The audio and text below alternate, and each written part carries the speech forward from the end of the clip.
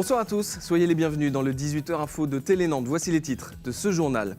Le contournement ferroviaire de la raffinerie de Donges, ça se précise pour le projet. Les acteurs se sont mis d'accord sur le financement. Dans ce journal également, vous découvrirez le nouveau restaurant de Jean-Yves Guéot. Le chef de l'Atlantide va ouvrir un nouvel établissement sur la butte Sainte-Anne. Enfin, nouveau bleu au HBC Nantes. Nicolas Tournat, formé au club, va être appelé pour disputer la Golden League avec les experts. Mais avant de revenir sur ces informations, 19 demandeurs d'asile originaires de l'Érythrée entre l'Éthiopie et le Soudan ont été accueillis à Vertou, partis de Bari en Italie. Ils sont arrivés en car au milieu de l'après-midi pour être pris en charge par l'association Saint-Benoît-Labre. Ce sont les premiers migrants à être accueillis en France dans le cadre de l'accord européen du 22 septembre dernier.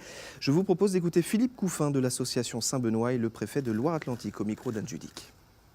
Ces 19 personnes, nous les accueillons dans des logements diffus, comme on le disait, dans plusieurs communes, dans des colocations. Et nous allons les accompagner tout au long de leur séjour, effectivement, par rapport notamment à la procédure d'asile. Dès lundi, ils s'approprieront les démarches françaises. Ils seront accompagnés par l'Office français de l'immigration et de l'intégration. Ils iront en préfecture. Ils auront aussi des informations sur les règles de notre pays. Et nous aurons une procédure accélérée, sachant qu'ils bénéficient déjà d'une protection. Procédure accélérée pour accorder le statut de réfugié. Le grand projet de contournement ferroviaire de la raffinerie de Donges est enfin sur les rails. Après 10 ans de discussions, Total, la SNCF et les pouvoirs publics viennent de signer à Saint-Nazaire un protocole d'intention préalable. Mais il faudra attendre tout de même jusqu'en 2021 pour voir les trains contourner le site industriel. Les explications d'Anne Judic. Des trains qui traversent la raffinerie, il en passe une 60aine par jour. Autrefois, ces rails étaient au cœur du bourg. Mais détruit pendant la guerre, le centre-ville de Donges a été décalé plus au nord. Résultat, c'est désormais au cœur d'un site classé Céveso que des milliers de voyageurs et de marchandises transitent.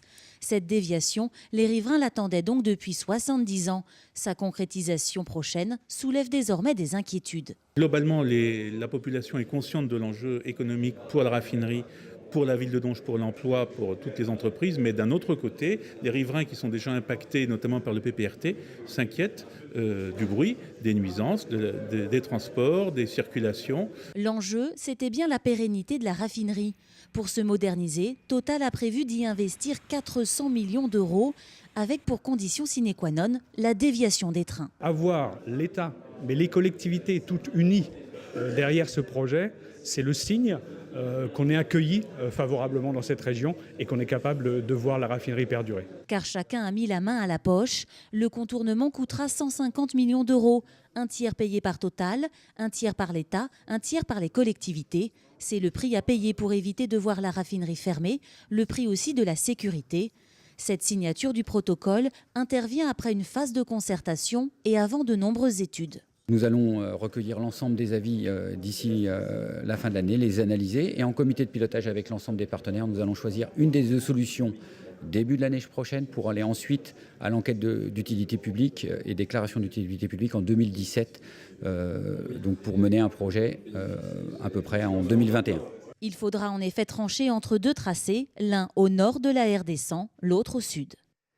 L'ancien directeur du mine de Nantes, Antoine Crimée, a été condamné par la cour d'appel de Rennes à 3 ans de prison avec sursis. Il était poursuivi pour abus de biens sociaux. Il devra également verser 12 200 € de dommages et intérêts.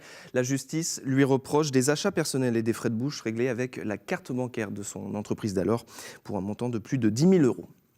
Ce matin, une vingtaine de salariés de l'association Adélis a manifesté dans le centre-ville de Nantes. Ils dénoncent une dégradation de leurs conditions de travail et la politique managériale menée dans cet établissement spécialisé dans l'accompagnement social. Éric Egon.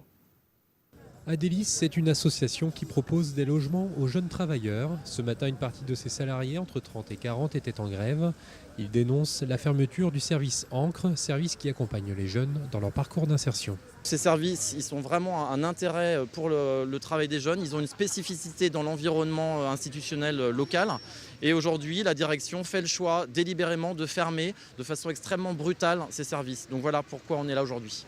Les manifestants dénonçaient également un climat social fortement dégradé. 8 salariés des services Ancre et Cap Jeunes se sont plaints de harcèlement au travail. Ce service qui va être fermé et un deuxième d'accompagnement des jeunes subit une situation de souffrance au travail liée à un management destructeur. Donc on se demande si aujourd'hui on n'est pas en train de fermer un service à moindre frais, c'est-à-dire qu'effectivement quelqu'un qui part en rupture conventionnelle coûte moins cher qu'un licenciement économique. Tout est mis en œuvre aujourd'hui, tant sur le plan de la réflexion de l'avenir de ces services-là que sur les situations individuelles et personnelles des salariés de ces services-là, le bien-être, la bienveillance, etc. C'est ce à quoi nous travaillons tous, l'ensemble des équipes de direction, depuis des mois. Si pour certains d'entre eux, des choses ont été compliquées et autres, ils ont eu l'occasion d'en parler avec la RH de l'association. Ils ont en permanence la possibilité de continuer à le faire. La fermeture du service Ancre a été annoncée en septembre et sera effective au 31 décembre 2015. Jean-Yves Guéot est l'une des stars de la gastronomie nantaise. Jusqu'à présent, le quartier général du chef étoilé était l'Atlantide, le restaurant d'exception situé en haut de la CCI. Mais Yves Guéot s'apprête à inaugurer son nouveau restaurant. Il est posé sur la butte Sainte-Anne. Le nom de ce nouveau lieu est encore gardé secret. Rencontre avec le Tokay étoilé nantais signé Jean-Michel Naga. Il y a tout juste un an, c'était un bâtiment à l'abandon, un ancien manoir perché sur la butte Sainte-Anne, un chantier colossal. Aujourd'hui, ce bâtiment du 19e siècle est devenu l'Atlantide, le nouveau restaurant du chef étoilé Jean-Yves Guéot. L'ouverture est prévue dans 6 jours. On fait 4 tables de 2 et une table de 4. Voilà. Et là on peut voir aménager une table de 6. 6, ça peut être 8, ça peut évoluer à 5. C'est sympa parce que c'est pas dérangeant avec le truc. Ah oui. Un restaurant avec cette vue imprenable sur la Loire, l'île de Nantes, le Corbusier, Trente-Mous. Il en avait rêvé, il l'a fait. On est assis ici, on a une vraie perspective, on voit directement la Loire, on voit pas de route, on voit pas de circulation. Ouais, je pense que on écrit une page de l'histoire. On débute une histoire en fait. Et pour accueillir une 50aine de couverts, il a fallu aménager et agrandir le bâtiment. On a une galerie qui a épaissi un peu le bâtiment ancien pour permettre d'avoir une fonctionnalité intéressante. Parce que le bâtiment n'est pas très large, il fait à peine 5 mètres, donc c'était compliqué de faire de la restauration et une salle de restaurant dans l'ancien. Au sous-sol, les sommeliers s'affairent à ranger les 7000 bouteilles de vin. Juste à côté, on nettoie les pierres de la salle de dégustation. Et à l'étage, dans les 4 chambres d'hôtes, les pensionnaires pourront contempler la vue sur Nantes, un paysage qui ne sera pas réservé aux clients du restaurant. Juste à côté, la mairie a prévu d'aménager un belvédère ouvert au public.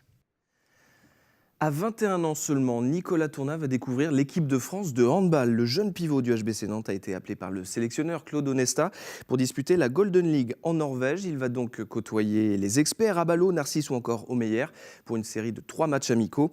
Comment vit-il cette étape importante de sa carrière, lui qui a été formé à Nantes? Olivier Caillé l'a rencontré avant son départ pour la Norvège. Nicolas Tournat ne s'attendait sûrement pas à être de nouveau sous le feu des projecteurs. Champion du monde des moins de 21 ans l'été dernier, le jeune pivot formé au HBC Nantes a été appelé pour la première fois en équipe de France A. Arrivé en LNH, l'élite du hand français il y a tout juste un an, tout est allé très vite pour celui qui a signé son premier contrat professionnel fin octobre 2014. Thierry m'a fait confiance, après j'ai eu un peu plus de temps de jeu, donc ça m'a permis de prendre de la confiance. Et puis il y a eu sur le championnat du monde qui m'a donné aussi beaucoup de confiance. Et voilà, après je suis revenu dans le club avec des objectifs et je savais que j'allais avoir un rôle important cette année et je voulais être titulaire dans l'équipe, donc c'est ce qui s'est passé. Mais l'objectif de décrocher une première sélection en équipe de France n'était pas à l'ordre du jour lorsque son entraîneur Thierry Anti lui a annoncé la bonne nouvelle vendredi dernier. C'est vrai que c'était plus, je le voyais un peu plus tard, enfin c'était pour moi, je le visais un peu plus tard et là c'est tombé comme ça à cause d'une blessure, donc c'est une chance, donc je vais tâcher de la saisir et voilà quoi, je suis vraiment super heureux. C'est la meilleure équipe du monde et là je vais me retrouver avec des joueurs très forts, donc ça va être à moi de montrer ce que je sais faire. J'y vais pas en mode touriste pour dire prendre des photos avec les stars de l'équipe, non, j'y vais pour faire une place et voilà. Grâce à cette sélection, Nicolas Tournat devient le premier joueur formé au HBC Nantes à découvrir l'équipe de France A. Et avant de refermer ce journal, une dernière image, celle de cet équipement sportif flambant neuf à Saint-Sébastien, un double anneau réservé à la fois à la pratique du roller et du cyclisme sur piste. Une polyvalence qui en fait un outil unique en France. Il est utilisé par le Vélo Club sébastiennais et le club de roller skating. Il a été bâti en lieu et place de la piscine municipale de Louche-Quinet. Et c'est la fin de cette édition. Merci beaucoup de l'avoir suivi. Très bonne soirée sur Télé Nantes.